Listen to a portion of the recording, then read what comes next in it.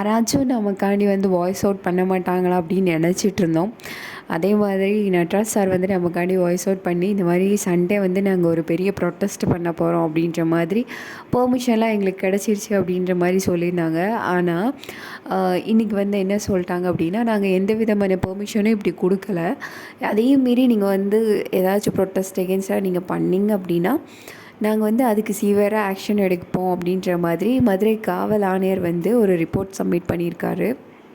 நமக்கு வந்து என்ன சொல்கிறது, எவ்வளோ டஃப்பாக இருந்துச்சு எக்ஸாம் அப்படின்றது எக்ஸாம் அட்டன் பண்ணவங்களுக்கு தான் தெரியும். அதை விட வந்து எக்ஸாம் எடுத்தவங்களுக்கு தெரியும். அவங்க வந்து நமக்கு ஒரு சேலஞ்ச் மாதிரி கொடுக்குறாங்க.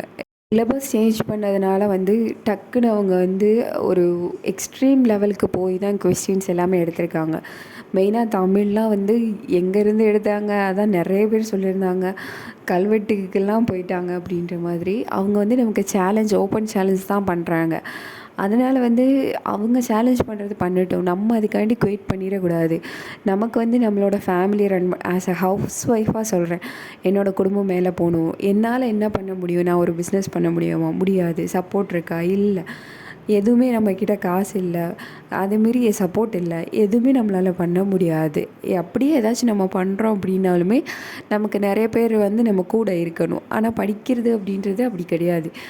எப்படினாலும் நம்ம படிக்கலாம். நிறைய சோர்ஸஸ் இருக்குது. ஃபோனில் புக்கே தேவையில்லை. ஃபோனில் எத்தனை மாதிரி வீடியோஸ் வருது, என்னென்னமோ இருக்குது. நிறைய சோர்ஸஸ் மெட்டீரியல் இருக்குது. ஸோ தட் நிறைய ஃப்ரீயாக கோச்சிங் சென்டர்ஸ் எத்தனை இருக்குது, நிறைய இருக்குது. நானே நிறைய வந்து அட்டன் பண்ணியிருக்கேன்.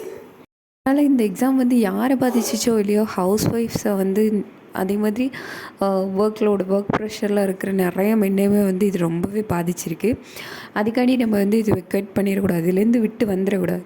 அவங்க என்ன வேணால் சேலஞ்ச் பண்ணட்டும், நம்ம அந்த சேலஞ்சை முறியடிக்கணும். அதுதான் நம்மளோட கோலாக இருக்கணும். So that fix your mind to அவங்க எந்த மாதிரி எடுத்திருக்காங்க அப்படின்றது வந்து நம்ம பார்த்துட்டு அதுக்கேற்ற மாதிரி நம்ம ப்ரிப்பேர் பண்ண ஸ்டார்ட் பண்ணுவோம். அவ்வளோதான் நம்மளால் முடியும். இதுக்கப்புறம் வந்து இதை நான் விட்டுட்டு போகிறேன், அப்போ இவ்வளோ நாள் படித்த படிப்பு என்ன ஆகிறது? என்றைக்குமே வந்து நம்மளை வந்து படிப்பு நம்மளை கைவிடாது அப்படின்றத நல்லாவே மைண்ட் செட் பண்ணுங்கள்.